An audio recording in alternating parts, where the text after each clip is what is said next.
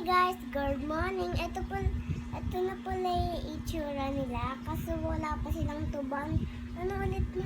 Hindi pa tumubo yung buhok. Hindi pa tumubo yung buhok nila. Kita niyo naman, meron kami kasamang baso kasi didilikan ko. Tapos, Diligan mo na. Dahan-dahan lang ah. ito muna. Ito. Wala pa kasi pang spray. Kaya tulungan na kita. Ay, dapat pang spray. Ang salita ka lang. Ayan guys, didilikan ko na. Madilikan to ni mama.